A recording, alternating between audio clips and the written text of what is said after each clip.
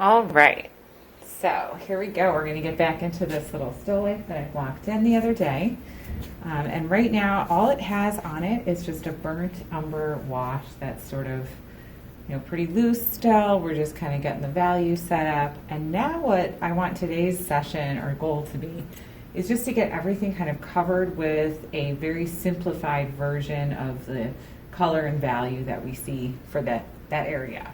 So let me show you how I start that. I always kind of begin in the background. First, I'm just gonna, start mixing some color for that dark fabric. This blue is really stiff paint, strangely, but I'll add some other colors to it. So, when I start mixing for that background color, first thing I know is, of course, this blue is gonna be the closest. This is ultramarine blue. So that's kind of my guess, just start with that. I also knew a little white would be necessary, just a little bit. It's going to kind of open up the color so you can sort of see what you have there. Sometimes a color is so dark that it requires a little bit of white to open it up. And then I wanted to gray that down a little bit just with a little bit of a blue-black. And that'll sort of take out some of the strong blue saturation. I think I want to add a little bit of burnt umber for just a little bit of warmth. And finally, this is not maybe the only color I'm going to need for this background. I think that got a little bit too gray. I'm going to blue that back up again. I want to kind of think about simplifying this down into maybe 2 to 3 different colors just to start with. I see a lot of difference in the setup in this area. There's so much light right here, so I want to capture that. This color seems a little bit light to me, so maybe this will be the light color. I might warm it up with just a little alizarin crimson. All right, so I kind of like that for the lighter color. I was aiming for the dark background color, but I kind of missed, and so I will just go with where it takes me. Now I'm going to try for that darker background color, and it's so much easier now because I have a value here, that first color that I made, to compare it with. So this will make it, just a little bit more straightforward to mix up the color and value now that you have something on your palette to compare. So I always think it's good to just kind of start, mixing these basic colors, maybe 2 to 3 for the background, and then once we get into the objects, I'll show you how I break that down a little bit into sort of one color for the shadow and one color for the light. And usually that's kind of how I begin each layer. So I have a specific order that I work in. And you may notice too that I just added just a little bit of Viridian green to this color. I want to keep that background color a little cooler and this light color here for the foreground just a little bit warmer. So that's why I have that alizarin crimson going into the light color. I like these two values together. I want to go ahead and get started blocking this in. So I'm going to grab a pretty big bristle brush, and then in this first layer, I want to have like a little bit of terp on the brush. So what I'm going to do is just dip my brush and then take that terp and just spread that out on the palette. And I think I want to start in the background. So I'm going to take this darker color. It just has a little bit of terp because that was on the brush, so it's going to be an easier consistency to sort of scrub through here. So let's see what I got. Let's see if I like it. It's okay for now. Let's go with it.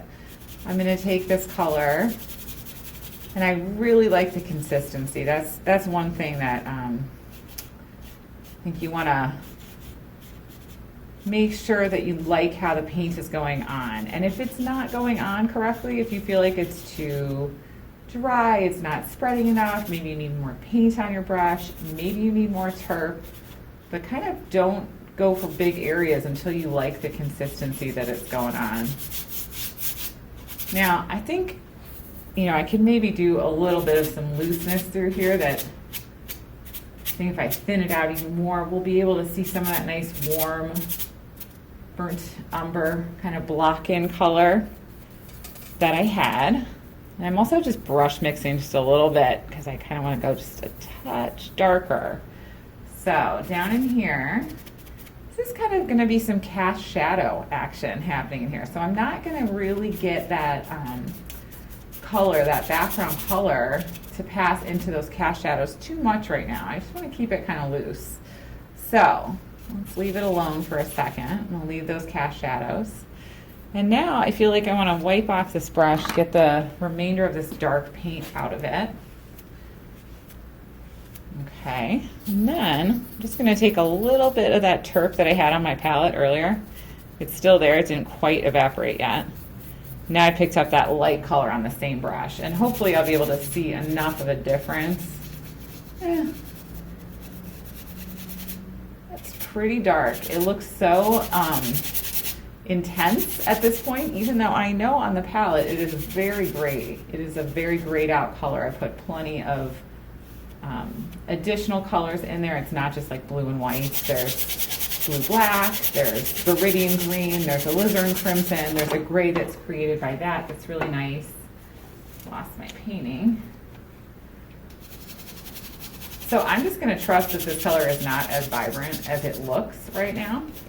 And the reason that it looks so vibrant is because it's going on next to this sort of orangey color. It makes everything just look even that much more blue. So it's just that complementary relationship. Once I get rid of that orangey color, once that's covered over, I don't think this color will look so strong. So I'm okay with it for now. All right, so I had the background kind of blocked in, just really, really quick and simple. Maybe I should be cautious that I don't forget these tiny little kind of cut out negative shapes that we can see that lighter background color kind of streaming through these objects. And I'm not too concerned about the edge, but if anything, I want to go farther.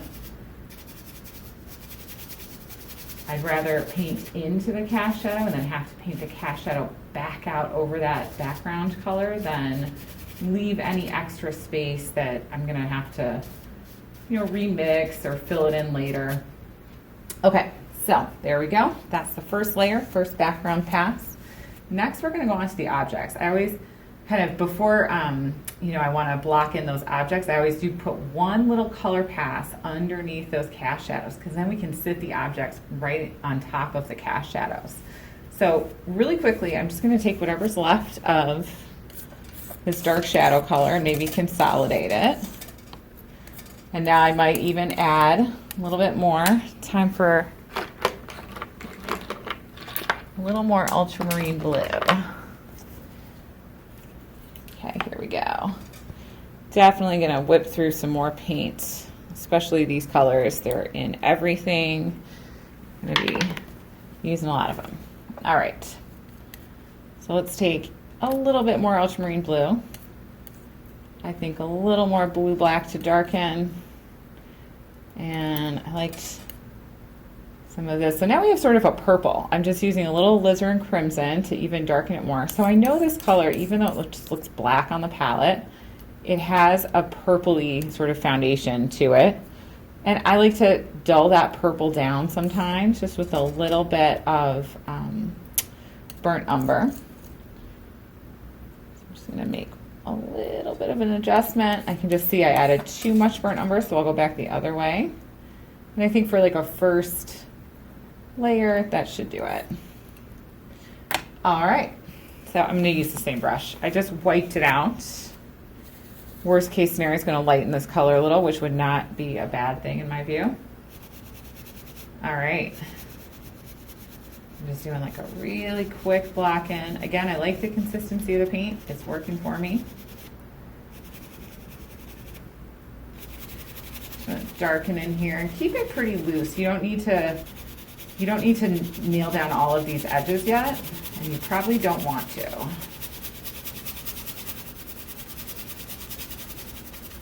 So I'm just kind of scrubbing this paint to move it around. The first layer that you want to apply, you don't want to go too thick. This should be a quick drying layer. Your darks should stay thin, especially your darks, so don't go too heavy or thick with the paint.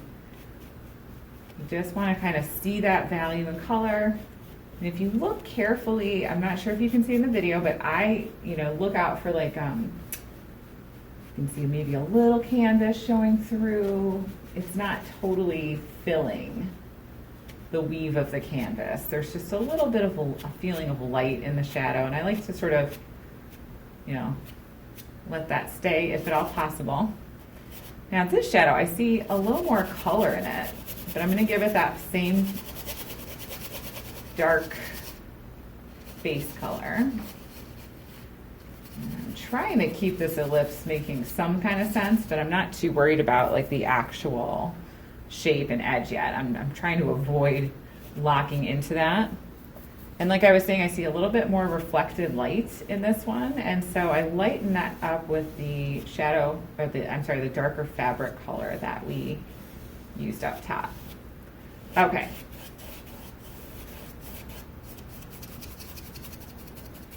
I like some of this little brown showing through right there. I'm going to try not to touch that.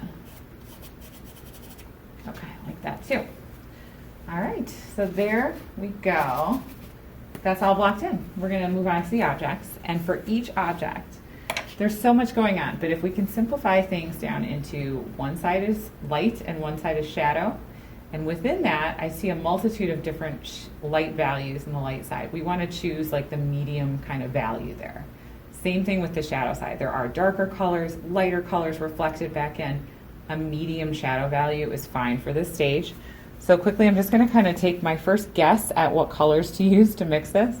Teapot looks very cerulean blue based to me. And I know that the light side is going to have plenty of white in it, so why don't I start with those two that I definitely know. I can see right away comparing this color with the teapot that I'm going to need just a little bit of yellow. So on my palette I have, it's a pretty basic palette, but I did add Indian yellow, which I just love that color because it just like kind of electrifies whatever it adds, whatever you add it to, it sort of makes it this like, just there's this boost of color that gets into it, or boost of light, especially in this mixture, this particular mixture with cerulean blue. It seems to be a nice little combination there. And I think that is the light side right there. That's the teapot color, but is it too light, too dark? I think it's a little on the light side. I like to err a little bit darker, because then when you're building, you can add those highlights on top of this color. So I'm just going to darken it up like a step. And that'll be my base light color. Oh, too much yellow. That's okay. It always swings around. Whenever you're mixing color, it's going to swing around a little bit. You'll get it back. It's just got to balance. It takes a minute. So let's call that the light color.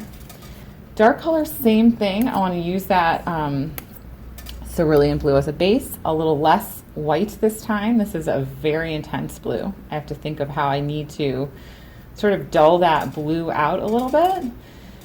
Now, I want to add a little of the, too much. I want to add a little of the ultramarine blue to it, because it's going to pick up and reflect a ton of that background color. That's a very common color. It's going to bounce around a little bit. And I think this is now going a little too white, so I'm going to add some more of it. Okay. And now I really like raw umber for this, because I think that's going to cool it down just a little bit. And I might need a little bit more of that cerulean blue. It's such a weak color that it just dies whenever you touch it with anything. So let me see where that is. There we go. So yeah, the minute you add something to a mixture with cerulean blue, it's probably going to really knock out the power of cerulean blue. It's not very powerful in terms of its chroma, so I call it kind of a weaker color, but I do like these two colors together. Looking at the values, I feel like that's about where I want them to be. Doesn't look too much like it right now. I want to go a little greener on the shadow color. I put in a little bit of Iridian, and then I accidentally mixed in just a little bit of alizarin crimson, and I kind of like it. I like where it went. It seems much closer to me, and so I'm going to go with that. I'm going to take a new brush. Again, just a little terp on the brush. I'm just dipping it in my terp container basically. And I'm going to start again with the shadow side. I like to kind of work, I guess, generally dark to light if I can, and back to front. So now I want to make sure I can kind of follow along with these shadow shapes. I like the color so far. I am going to just go with it. If I were unsure, I'm going to tell you one thing that I sometimes do. I guess I could do it now just to show you. I will occasionally, if I just want to see these two colors together before I really commit to one of them, I'll just take a little of the light color on another brush. Ah, yeah. Now I can like really see how they're going to work together. I like it. Okay, let's go with it. So we're just going to take this around. Again, I'm trying to not nail down edges, but I'm also trying to not get them to be wrong. I don't want to get it so off that I'm going to have to spend a ton of time correcting, but I also, it's such a weird balance, and it's a hard thing to keep your mind wrapped around, right? Like, you want to be accurate, but you also want to be loose. And how do those two things kind of work together? I feel like this color, I'm just going to brush mix in a little bit more of the cerulean, just with a tiny touch of that Indian yellow. I want to go a little more green. I see just a little more green in there. So I'm kind of course correcting this color, especially towards the bottom. I think it's reflecting that pear. Ooh, I love that.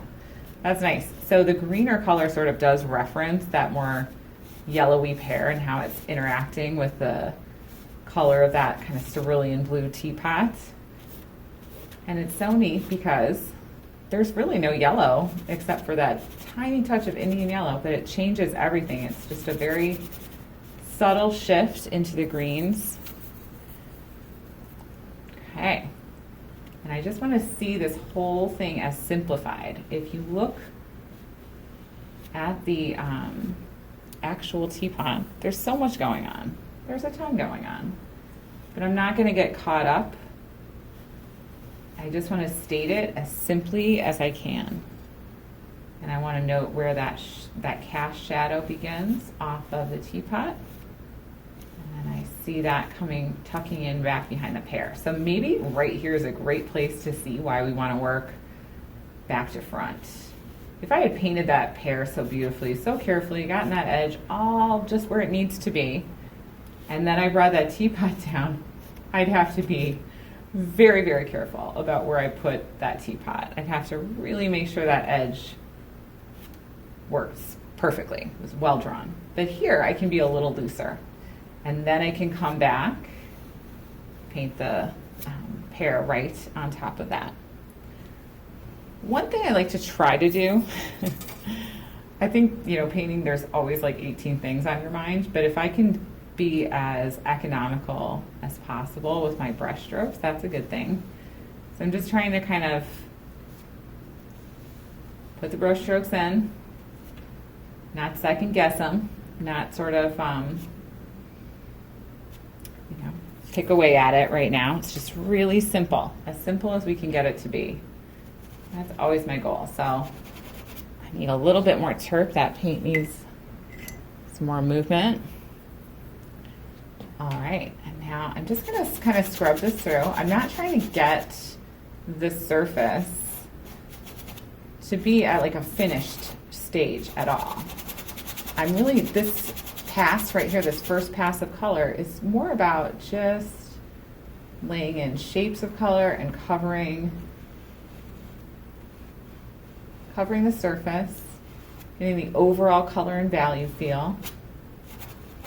So you can see I have a sharp edge here, but this calls for a soft edge because this is a form shadow. So once I sort of fill in that more sharp-edged shape, then I can just kind of bust through that division and just get that a little bit blended. Might even just indicate that there's another plane down here, something like that. And then we need our teapot sort of filled. Let's get that filled in. And I am starting to, you know, it's requiring a little bit more effort to get that accurate. I have to be a little bit more specific with how I'm describing where these shapes end and where the next color begins.